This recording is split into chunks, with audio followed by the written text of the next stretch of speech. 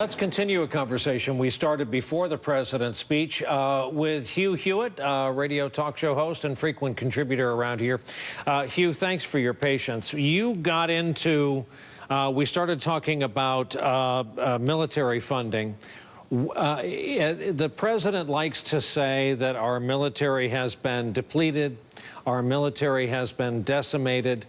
In what way has our military been depleted, and in what way would you spend the money the president's talking about spending? He said tonight in the speech, Brian, that he was going to do away with the sequester, and the most obvious indice of the sequester effect is that 60% of naval aviation assets can't fly right now. They're deemed not ready by the Navy, 6 out of 10 F-18 and other strike aircraft. But you bring me to the key point, Brian. There was a transcendent moment tonight, and we run away from it because it involves real grief, and it was the prolonged, sustained applause for Mrs. Owens. And I think that also showed something Chris mentioned earlier, the president as commander-in-chief and being willing to do the very hardest job that a commander-in-chief does, which is to recognize and talk with the families of the fallen. And I think tomorrow, all around the country, they may be talking about the disaster that is Obamacare, the regulatory rollback. He did call on Neil Gorsuch to be confirmed swiftly. But they'll be talking about Mrs. Owens. They may be talking about Megan Crowley. They may be talking about Denisha. But I think that sustained applause, it was a very patriotic speech.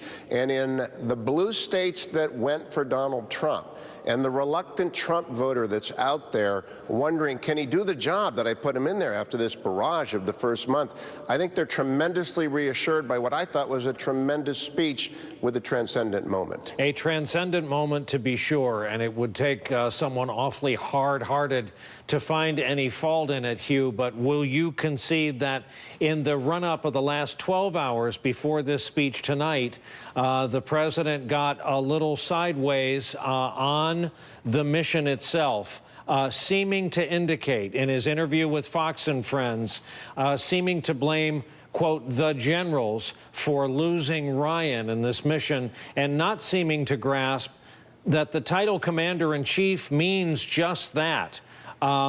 It's all on you. That's part of the job.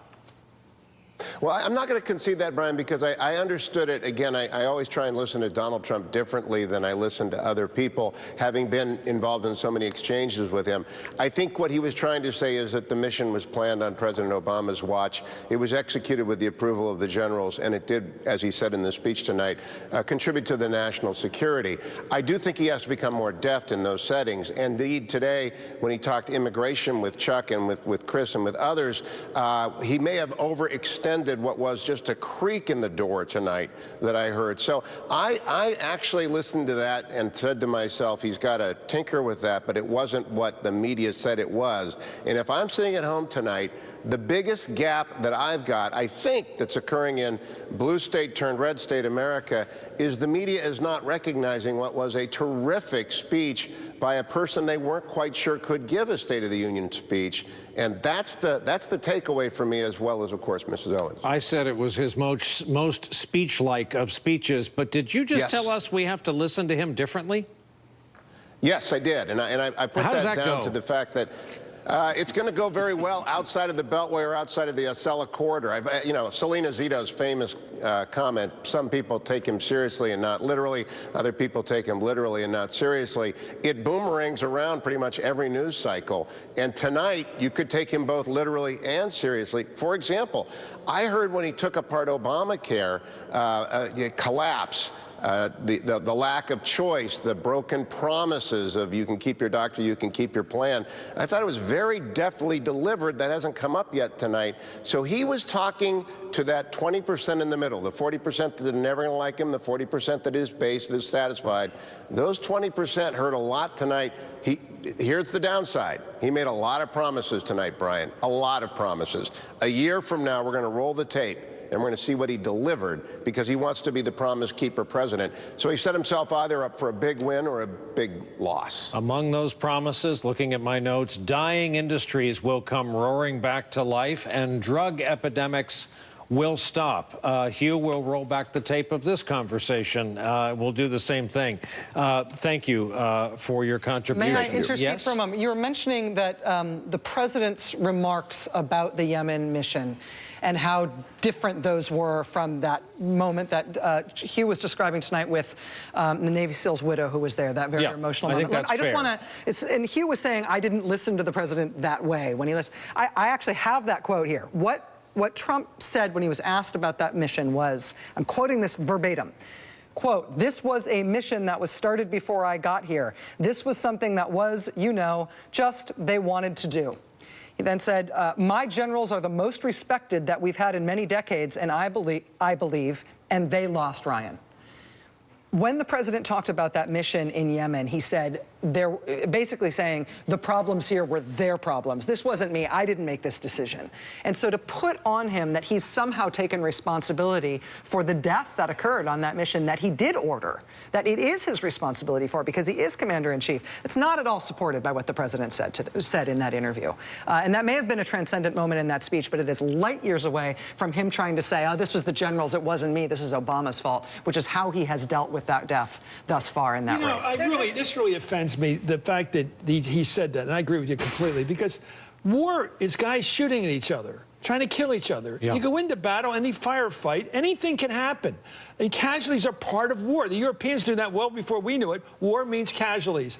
And to dick around about this thing, and for the President of the United States saying, it wasn't my job, the buck does stop there. And it is the commander-in-chief. And I'll go back to the Bay of Pigs. Kennedy said it was me. I was the officer in charge. You have to say that. You've got to write the letter. You can't write the letter to the widow and say, it wasn't me.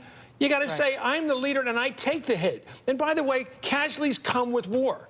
And it shouldn't be something, well, let's find out what went wrong here. Of course you have after-action reports. But to dwell on this, these are difficult, dangerous missions. People get killed. And the idea that the president has to argue with somebody about whose fault it is below the office. You got to change they lost Ryan to we lost Ryan. Right. Nicole Wallace and then back to Hugh Hewitt. Well, and we also have two different accounts now. I mean, he quoted General Mattis in his address to Congress tonight, but that is a different fact than what John McCain believes of this mission. So and what NBC News reported last night. All of our reporting does not line up with what Donald Trump quoted his Secretary of Defense, a very well-respected general. Now, so I think he opened up the issue. It was already open. I think everyone's investigating the mission, and the fathers asked for the fallen servicemen's fathers asked for an investigation. But he presented something that is not in the current fact pattern. As what he said was, I just spoke to General Mattis, who reconfirmed, and I quote, Ryan was part of a highly successful raid that generated large amounts of vital intelligence that will lead to many more victories in the future against our enemies. Yes, right, and so people who should know say that's not true, and so they're all... I would agree with Hugh Hewitt on one point, which is I think that moment in the speech will penetrate people's consciousness a lot more than the sort of back and forth about the mission and whether it was worthwhile and what happened. So I do believe that will be a lasting moment for some people. You know why? Because the one pure communication tonight, just a minute, Hugh, just a minute. The one pure communication tonight was that woman, Karen Owens, talking to her husband in heaven. You could see it. She was talking to him. Again and again, when she said, this is an applause time, this is a chance, I've got to talk to my husband right now. This was pure love communication. And there's not a guy in the world that doesn't want to have a spouse like that. She is a lover of her lost husband. That is real. The rest of this is politics. Hugh That's Hewitt. real. Chris, I agree with that 100%. That was so moving. What I have to respectfully disagree, when the president said they lost Ryan, here's what I heard. The SEALs didn't bring back one of their own. They lost Ryan. They took a casualty, they being our brave men and women in the military, not I'm blaming my generals. And so this really goes to how do you posture yourself listening to the commander-in-chief? I'm sitting down with W on Thursday to talk about his book about the wounded warriors that he's been painting. They don't think about them and they, not any president I've ever met. So I would leave it to Rourke Denver or some other SEAL who is out there, former SEAL, to come up and speak to that. But when he said they they lost Ryan. I don't think he was attributing blame to the generals. I was thinking Hugh, he was his about quote his was, comrades. this was a mission that was started before I got here. This was, they just wanted to do it. My generals are the most respected, I believe, and they lost Ryan. I mean, he was asked about his reaction to this loss in this raid and to the grief of this SEAL's father, who has spoken publicly about the fact that he didn't want to meet the president on that tarmac at Dover. And he responded by saying, this was started before I got here, as in, this wasn't we me, just don't have to put this on disagree, me. Rachel. That's what when he said. My said. generals I'm are the not best, doing meaning that- psychoanalysis. I know. No, but it's not. It's interpretation. My generals my generals reviewed it and approved it. They're the best in the business. I have confidence in General Mattis and in Joe Dunford.